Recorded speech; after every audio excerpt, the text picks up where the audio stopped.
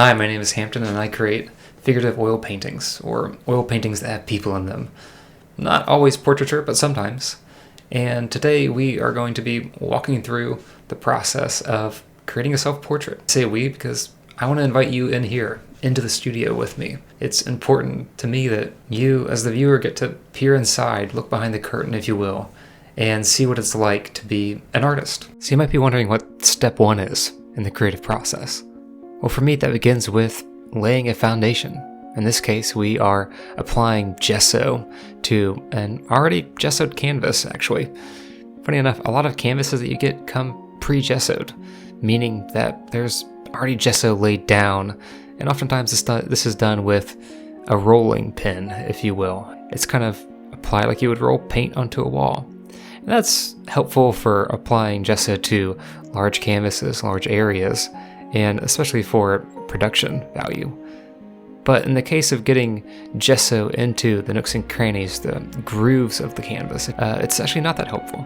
So by coming in and adding an extra layer or two, this gesso is going to fill in those grooves and divots that are left by the weave of the canvas, giving us a smoother and altogether better surface to work on. The paint brush is going to glide across it when we come into the creative process. And after we've given that gesso time to dry, ideally 24 hours, but sometimes if I'm in a rush, that means just a simple 30 minutes to an hour letting the surface of it dry. We come in with a tone, a ground. This is going to apply a color to our canvas. The upside of this is that you're not painting on a white surface. I don't find painting on a white surface to be all that helpful, actually. White is incredibly reflective, meaning that all the colors in the rainbow are just coming back to you, hitting your eyes all at once. And it can be really difficult to distinguish your peak highlights from your darkest darks. So by applying a midtone to this canvas, a colored ground that is really a mixture of viridian and burnt sienna, giving honestly this beautiful kind of warm, cool brown that dances in a lot of different directions, we can create an even surface to work on. And as much as I love the brush work that this leaves behind, I am going to come back in with a cotton rag and a cotton cloth to soften and buff that out. Because in the end, I want a canvas that is gentle and smooth. Because while in some instances I might let that background shine through and that brushwork shine through, I'm not doing that here. I'm going to be painting this whole canvas, so smoothing that out into a soft haze is going to be the best thing for us. But now that we've laid a foundation, it's time to create a roadmap. In this instance, I'm gridding out my canvas, preparing it for the portrait to come. And in doing so, I can project onto this, or even just use a kind of rule of thirds method, giving my eyes kind of line of sight when looking at the photo reference that I'm using. And I would encourage you when you sketch out a painting, not to try and get it perfect. Obviously, you want the foundation there, you want the groundwork to be there, but when I visit a new city, I don't follow every path on the map. Instead, I let the map be a general guide for me. And in the same way, I'm letting this sketch be a guide as well. It's not perfect, it's not flawless, just as my painting won't be. I'm not going for hyper-realism here. I want to create a form of art that is in the realm of realism, but has that fluid, moving quality that brings a lot of life to paintings that I really love. And this requires thinking about what I am doing and what you're doing. Taking time to slow down and consider what our goal is, what speaks to our soul, what speaks to who we are is important. It's just as important in the beginning of the process as the end of the process. So knowing that, we will treat this sketch as a simple guide along the way. Now that I'm pulling out my drafting table and opening the roll of my paintbrushes, a question comes to mind. What do you do when you fear failure? I think I'm inclined to slow down and avoid something. It's a feeling that sets in at the beginning of every painting. I slow down my prepping process. I avoid areas that I know are going to be hard and challenging. Like in this instance, I'm painting these really dark darks, my ear that's totally wrapped in shadow, knowing that if I just stay here for a little while, I can avoid the hard parts, those complex areas like the eye and nose and lips, things that are really calling out to me, but I know will present their own challenges that are new every time. But if I can do anything here, it's to encourage you to see maybe your fears and trepidations as useful tools. They're not wrong necessarily. Your fears come from a place. You know that there are challenges ahead. Engaging a painting or any part of your life will require you to bring something to the table, and that it might not turn out how you want it to. Whereas a lot of heartbreak can happen here, a lot of beautiful things can happen here. I have never learned more than when I have been painting something extremely challenging that has forced me to wrestle with my artistic style and the painting itself. Leading into that, we're going to jump into the painting this eye. It's important to note in this process that I'm working from dark out to light. By virtue of that, I am going to start on the left side of my face from the viewer's perspective, from your perspective, from my perspective as well. And I will slowly work in these darks out to light. I'll use my understanding of anatomy, my understanding of the structure of the eye to guide me as I paint it. You see, the iris curves inward, away from us.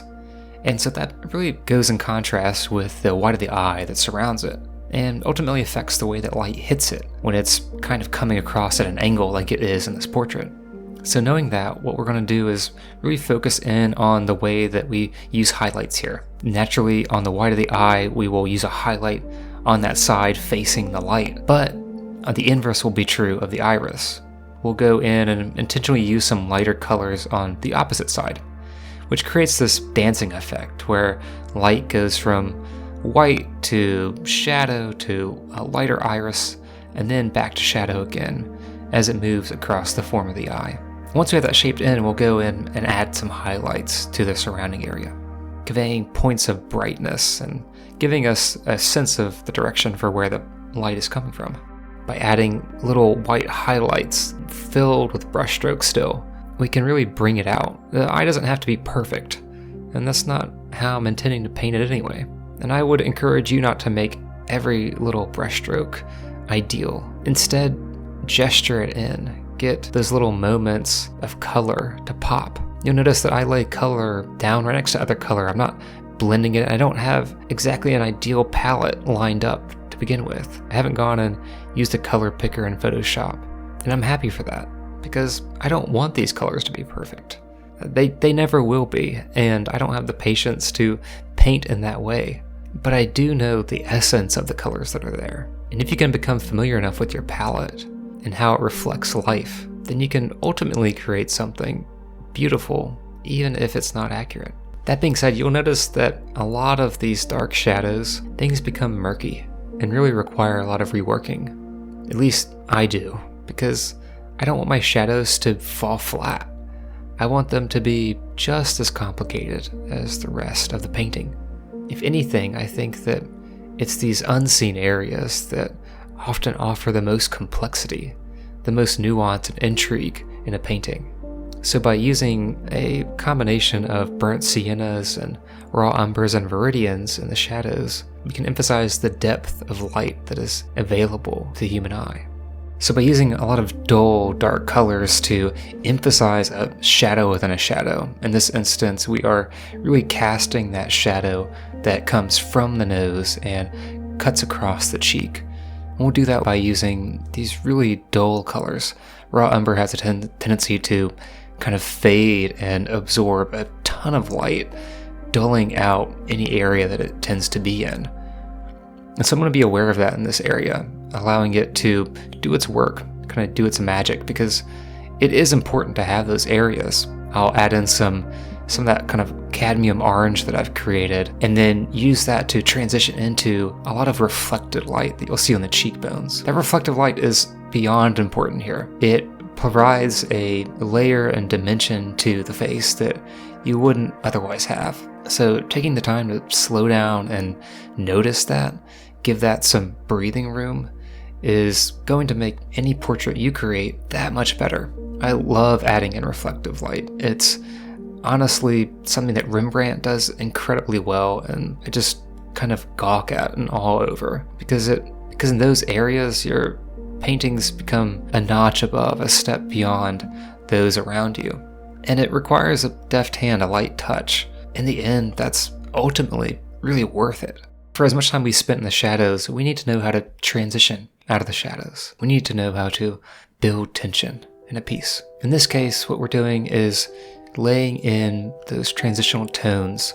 And because we have this kind of cool light mixing with a lot of warm skin tones, warm undertones, we're going to be applying a layer of cerulean blue and our first instances of our skin tone.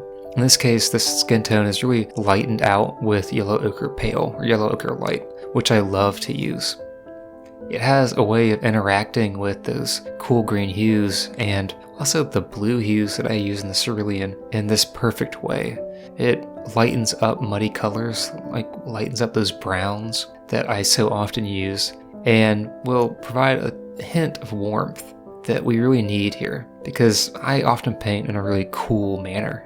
And I can't stress enough just how much I'm trying to tell a story in this portrait. I can be a moody person, somebody who is just maybe a little bit too thoughtful with life. And I'm kind of trying to convey that a little bit here. It's a little bit vulnerable, maybe it's a little bit too serious for social media, but it's kind of who I am at my core.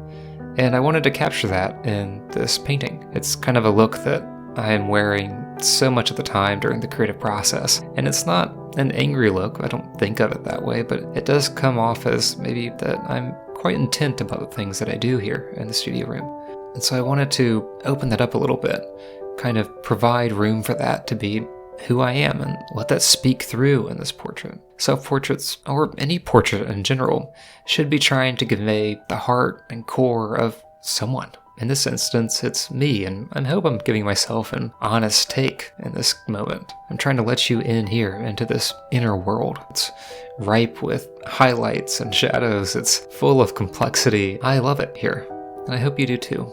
But now we get to move into more bright and vibrant colors. In this instance, we will be sculpting the nose. I'm going to focus on using a burnt sienna. It has this kind of light translucency to it that doesn't get too muddy and doesn't overpower light colors that I use, and works perfectly in combination with the pinks that I will be laying down here in the nose. That, complemented by that cerulean blue kind of transitional midtone, really kind of creates some movement. Well, it helps me round out form as I still can hold on to quite a bit of deep vibrancy.